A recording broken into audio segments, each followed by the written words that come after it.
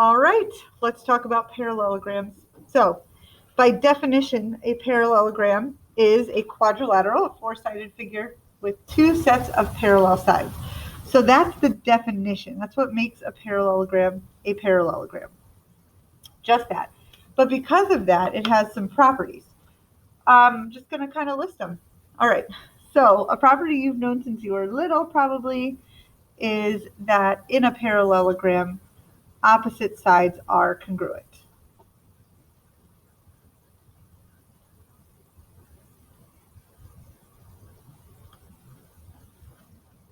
And that's true for this parallelogram, not for just a general quadrilateral. Also, opposite angles are congruent.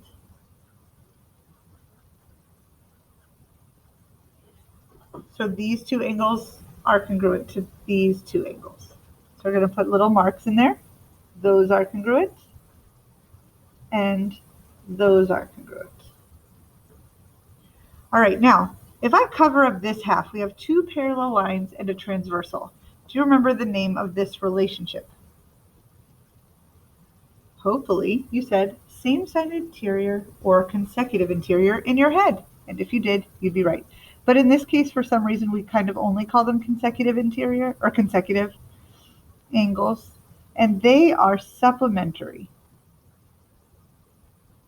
And what does supplementary mean? 180 degrees. All right.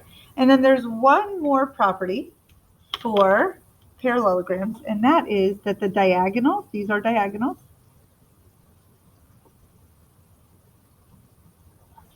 they bisect each other. Oops. Diagonals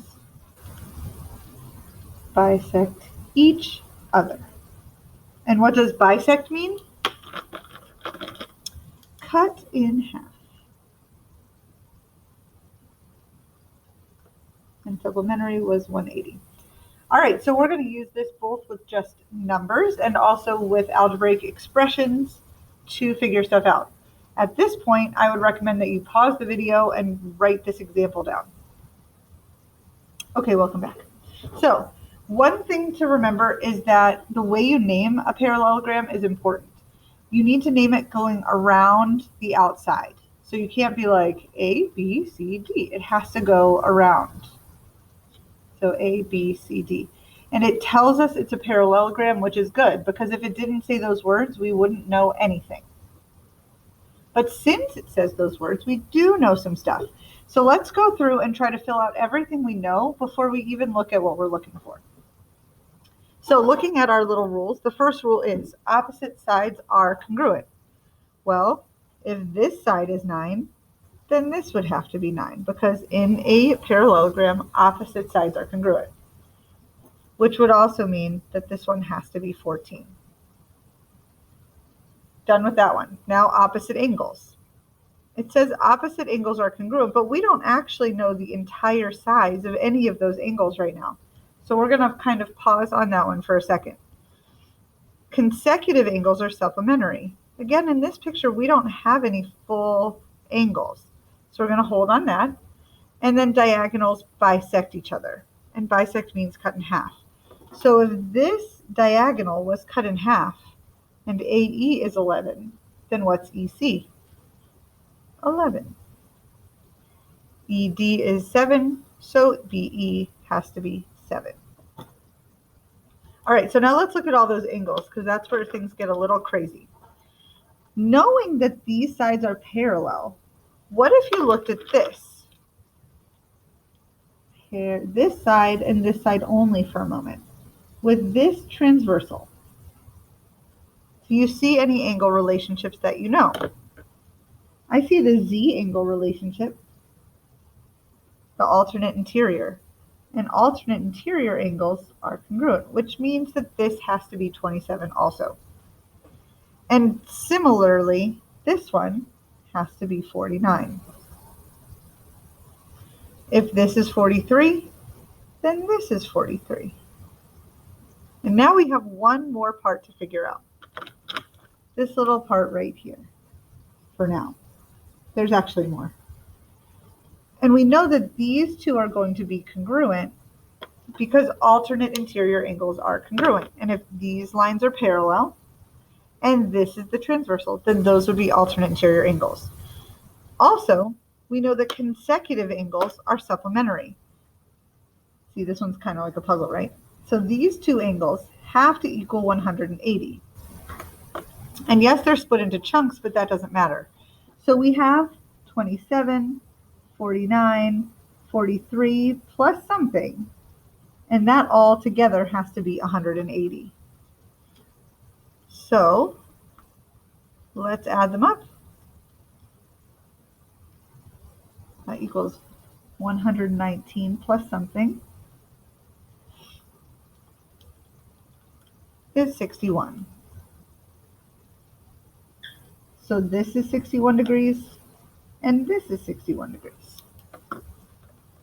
All right, anything else you can see in the picture that we could find? We have all of these angles, we have all those segments, but we don't have any of these middle ones. Do you see any possible way that we could figure out those middle angles? Well, what shape is that? A triangle, right? And how many degrees are in a triangle? 180. So I'm going to take my little calculator and do 180 minus 43 and 27. So this middle angle has to be, oops, what in the world? 110 degrees.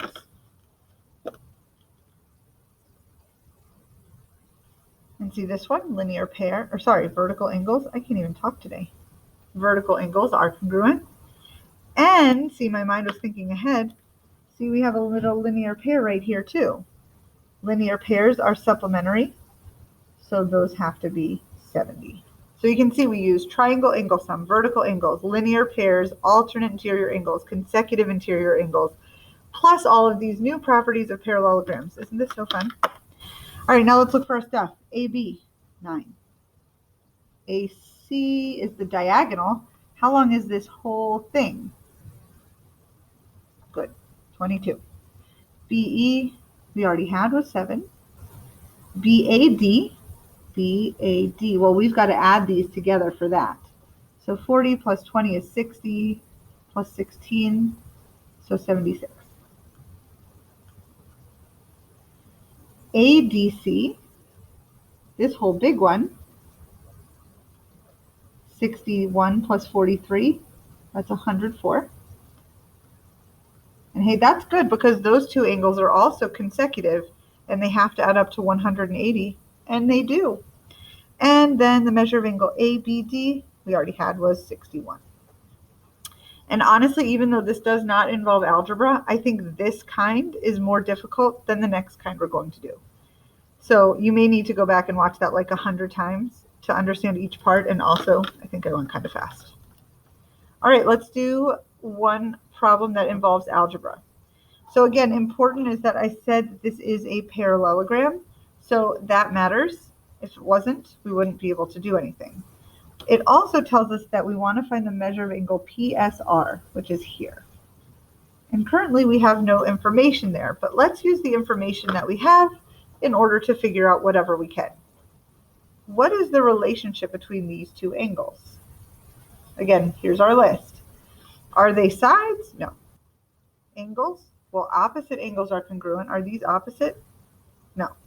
Consecutive angles are supplementary. That means that they add up to 180 degrees. I also kind of want to make that marking I made on the last one, where I kind of like color in the consecutive angles. I just think it helps you see. All right, so 7 plus 4 is 11, x minus 18, and we're just solving. So I'm going to finish solving this one now. Before I had made a huge mistake, and I'm fixing it now. You don't know that though, because you weren't watching. All right.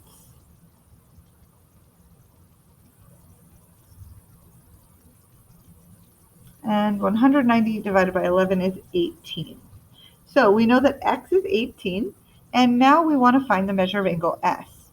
Well, you can do this a couple ways, but for me, the way that I see it first is I see that these, angle Q and S, are opposite angles. And in a parallelogram, opposite angles are congruent. So I know that angle Q and angle S have to be the same.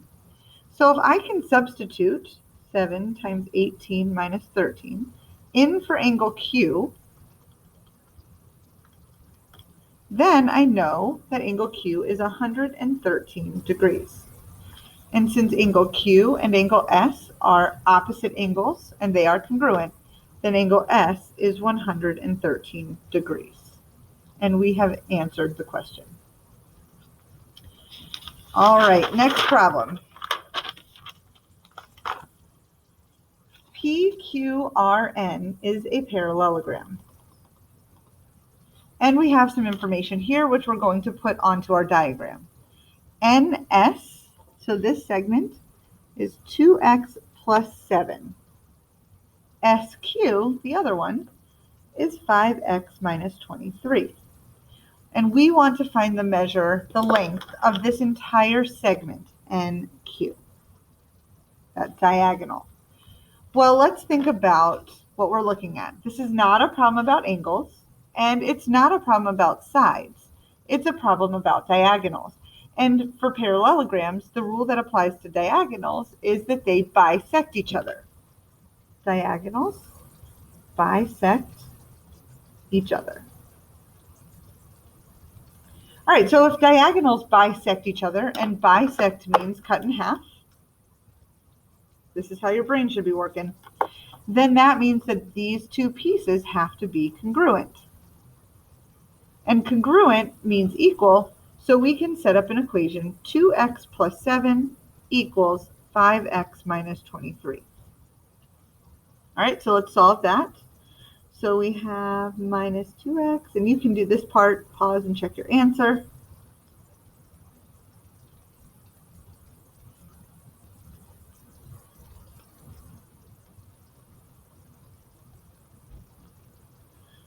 All right, so if you're done with that, you should find that x equals 10. And we want the length of this entire thing. So we're going to substitute 10 here. I'm just going to do it in my calculator. 2 times 10 plus 7 is 27. So this length is 27. Ideally, this would be 2 if we did it right, so let's check.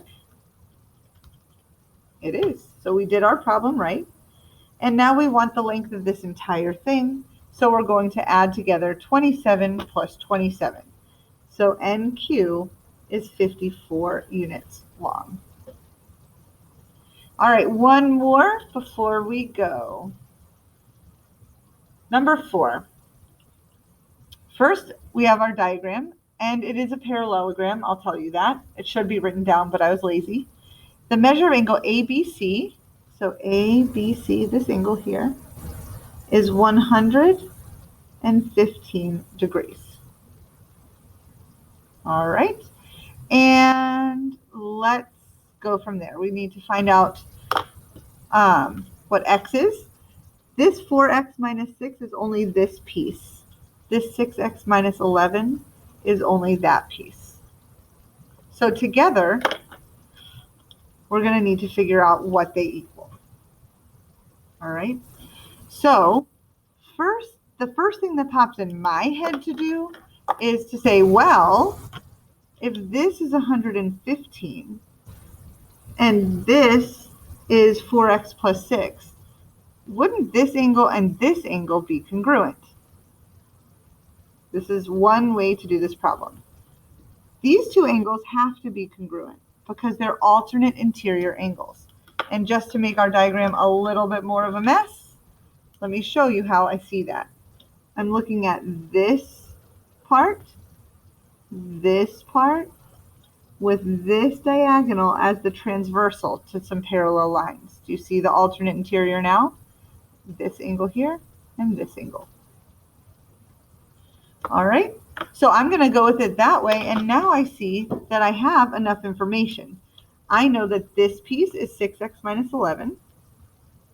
This piece is 4x plus 6. And together they have to equal 115 because opposite angles are congruent. Okay, there's a lot to look for in these problems. So don't be sad if it takes you a minute to get this under control. Okay, we're going to solve from there. If you have questions, make sure you let me know. I want to help you.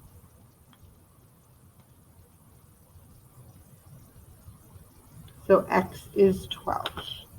All right, I'm going to stop this and then I want you to do the practice. See ya.